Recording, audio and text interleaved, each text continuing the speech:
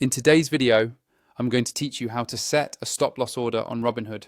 Setting a stop loss is an important strategy that can help protect your investments from sudden drops in price, and I'll guide you through each step so you can do it with confidence. Let's start by opening up the Robinhood app or website. Once you're on the main screen, make sure to log into your account so you can access your portfolio and trade options. If you don't already have the app installed, you can find it in your phone's app store, or you can simply visit the Robinhood website and enter your login credentials there. Once you're logged in, go ahead and navigate to the stock or ETF for which you'd like to set a stop loss order. You can do this by searching for the name or ticker symbol, or by finding it in your existing portfolio if you already own shares of it. Selecting the right security is crucial, so double check to make sure you're on the correct page for the stock or ETF you want to work with. Now that you've selected your stock or ETF, look for the Trade button.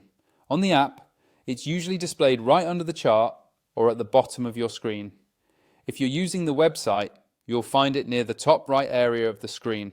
Once you tap or click on Trade, choose the Sell option. This will allow you to place a sell order rather than a buy order. You'll notice a few different types of orders available, so you'll want to select Stop Loss. A stop loss order is a type of order that will automatically sell your shares if the price falls to a certain level, which helps limit your losses in a declining market. Next, you'll enter your stop price. This is the price at which your shares will be sold if the stock drops below it. Take your time deciding on this number, as it should reflect the maximum amount you're willing to risk.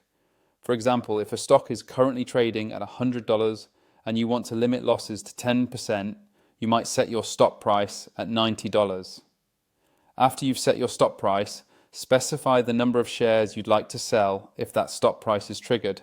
Make sure to double check this number so you're selling exactly as many shares as you intend. Once you've filled out all the details, take a moment to review your order. Make sure your stop price and share amount are accurate before clicking submit.